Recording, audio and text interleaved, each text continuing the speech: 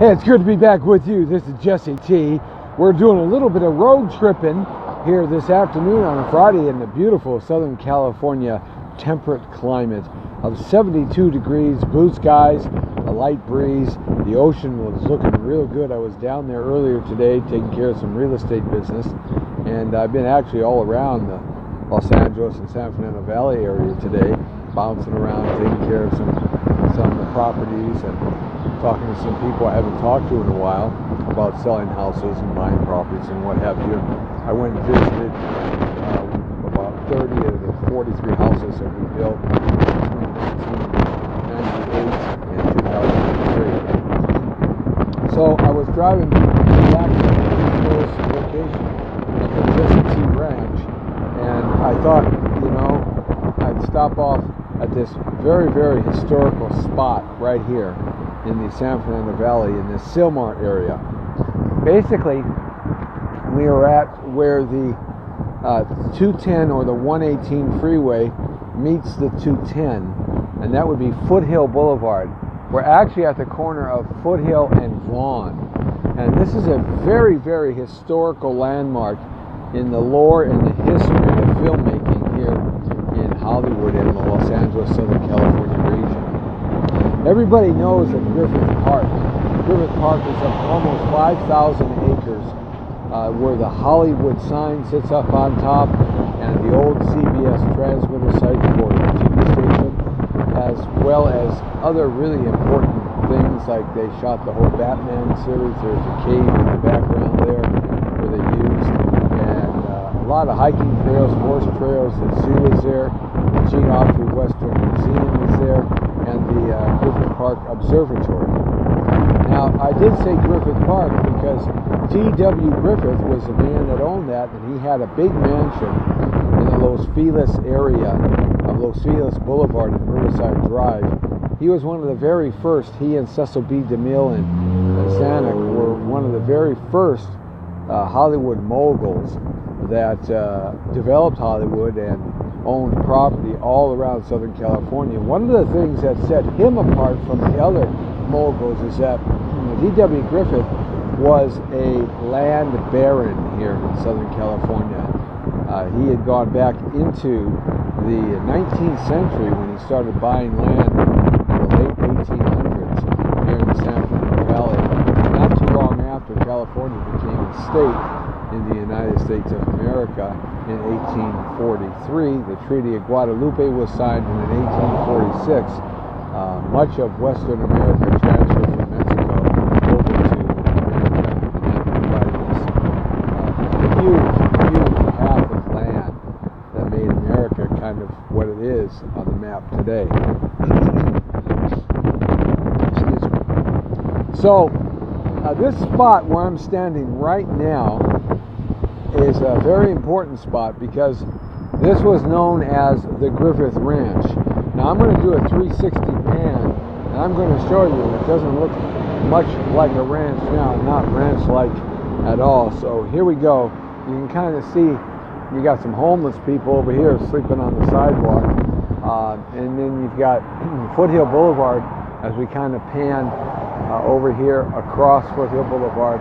Lots of industry, lots of truck sites, industrial sites. There's neighborhoods of houses behind these industrial buildings.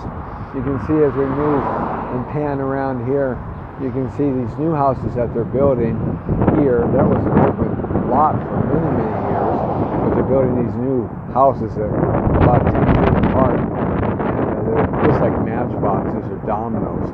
That's how they're cramming it in there. It's a new housing project.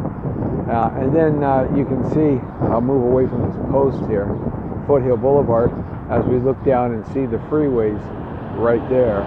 That is the 118 freeway that takes you all the way to Ventura Beach into Simi Valley, Thousand Oaks area, or also known as Ronald Reagan area.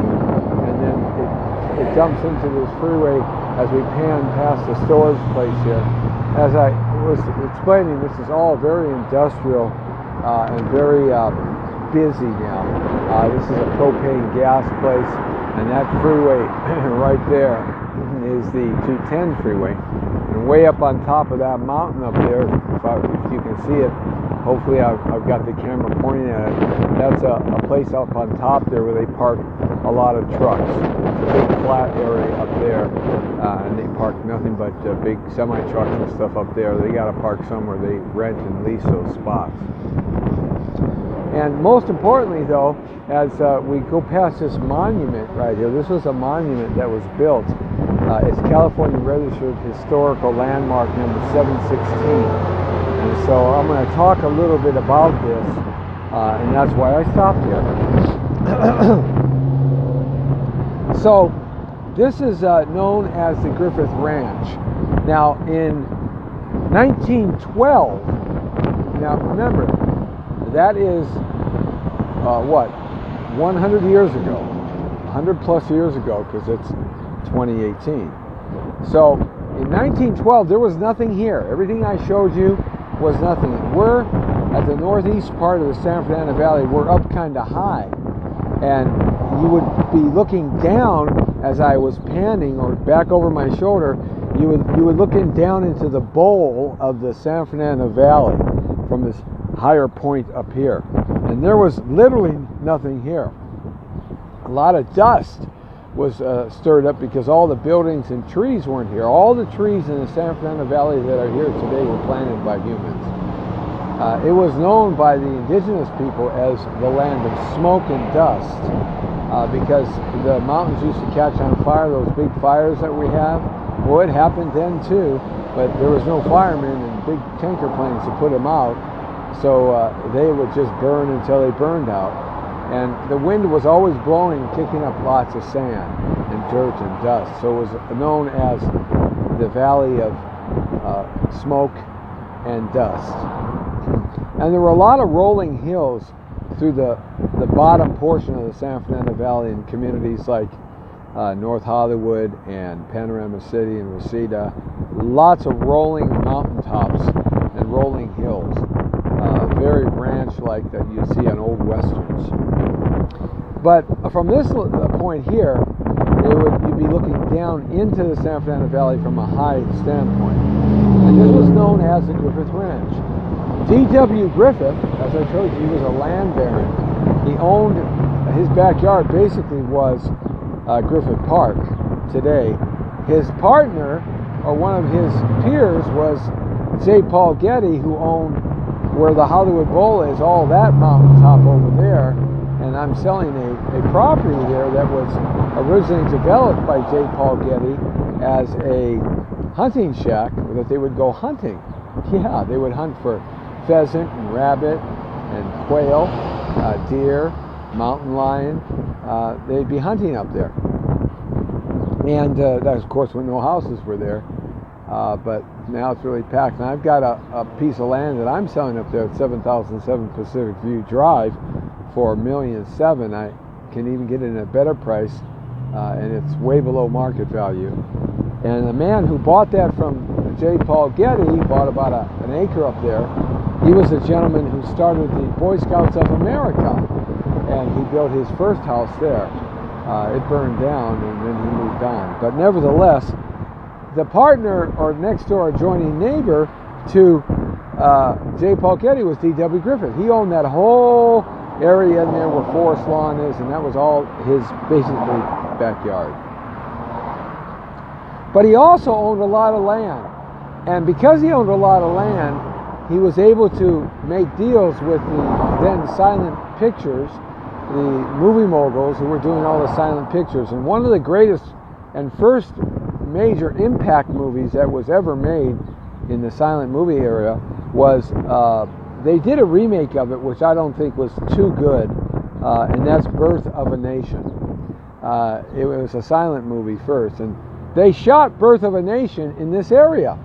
Yeah, the original Birth of a Nation. So I'm going to read this to you here, and hopefully you can see it. Let me see it. I hope you can see it. Yeah? Okay. So I'm going to read it to you here, and so you can just take a look at it real quickly. And I'll read you kind of what took place here.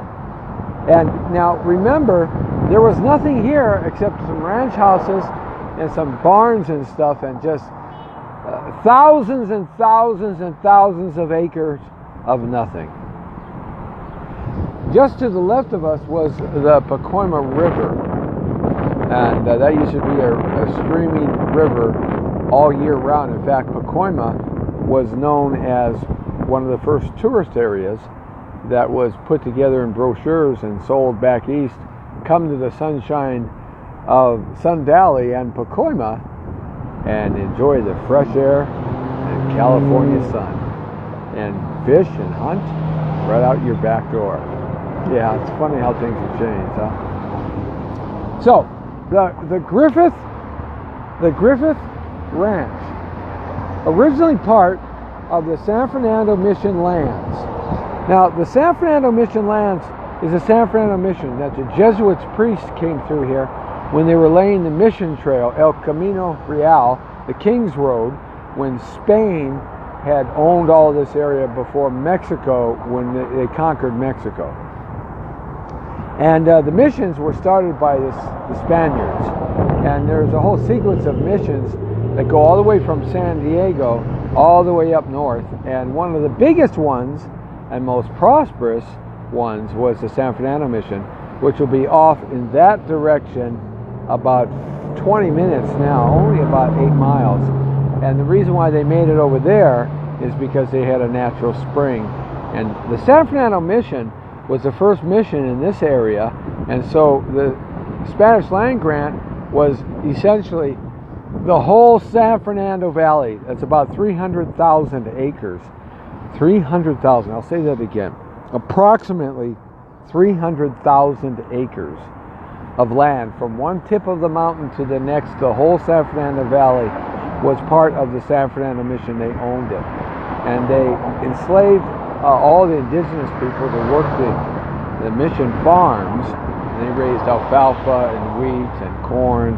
And the reason why they put the mission over in that direction, because it was a natural spot where a natural spring had been there for eternity, and they were able then to have fresh water.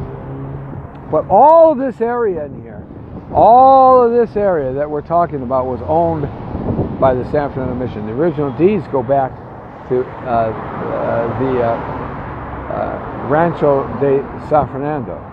Okay. This ranch was purchased by David Wark Griffith. That's D.W. Griffith. David Wark Griffith. Revered pioneer of silent movie pictures. And he was. In 1912, it provided the locale for many Western thrillers.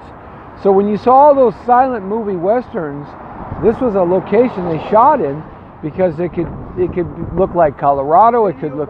This guy must like plaques as much as I do. Yeah, I do. I stop at them all the time and just read them. I'm terrible like that. When I'm driving down the road, I see one, Ask her. and I'm stopping reading it. Ask her about me. And then I go home and I get a book, or I go on the internet now and I research it. Yeah. I love it. I love plaques because it tells you what it was like when there was nothing here. And this is a very famous one. Well, this was a D.W. Griffith. The guy owned Griffith Park. And that's why it's called Griffith Park. And the original Birth of a Nation, remember they made that movie, the second one a few years ago? The original Birth of the Nation silent movie was made right here. And it was one of the very first big budget silent movies ever made. And one of the most prestigious. Take care, guys. Keep reading those plaques. Anyhow, so D.W. Griffith built this ranch here, and it served as a motion picture studio all around it. Now, there were no houses, there were no trees. It was just it could look like Colorado, Nevada, Utah, Arizona. It could look anything you wanted to look like. The San Fernando Valley is very unique like that. So he also shot movies like Custer's Last Stand. I've seen that silent movie, Custer's Last Stand, the first one, because I've been to Little Bighorn, or Custer's Last Stand, and there's big mountains and rolling hills and a river basin. And just right over here on the other side of the freeway, right over here, is sort of the same type of topography.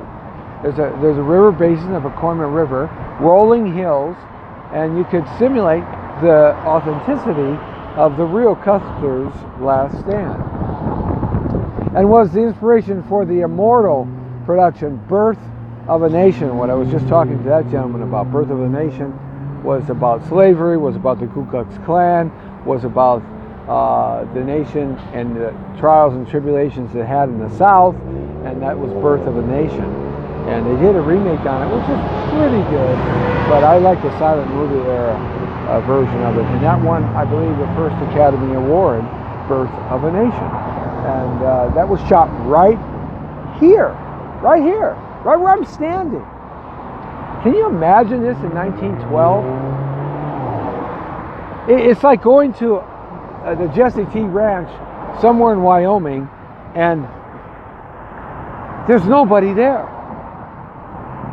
Quiet. Not like that. Okay. It was acquired by Fritz B. Burns in 1948.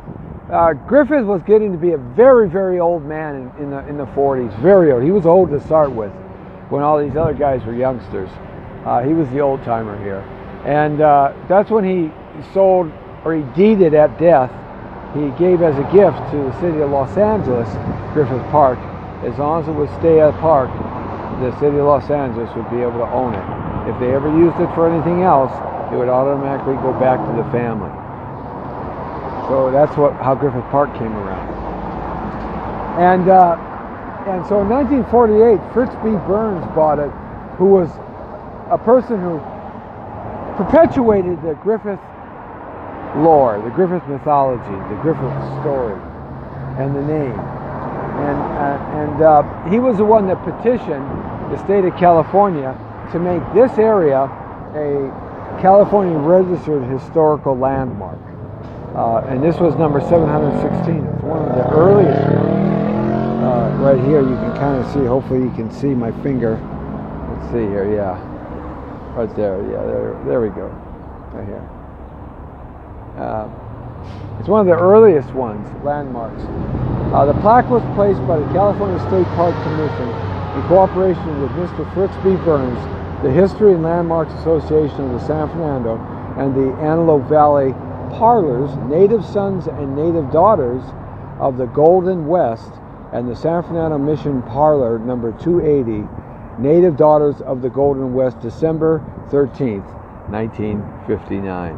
There were still actual natives that lived here before it was conquered by the Spaniards, the Mexicans, and then us Americans. We took it over. There was actual native people that lived. One man, I think he was the oldest, and lived all the way into the late 1960s. But these were the sons and daughters of the native people. And that chapter has been dispersed since then. And the parlors, those were like lodges or groups of people. So they petitioned this and made this a California Registered Historical Landmark. Road tripping with Jesse T on a Friday in Southern California at the Griffith Ranch. The Griffith Ranch, where they shot Birth of a Nation.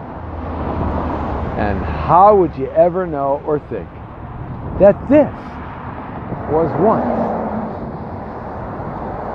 open land and nobody around, where they shot one of the greatest movies of all time. Jesse T. road tripping at the Griffith Ranch. See ya.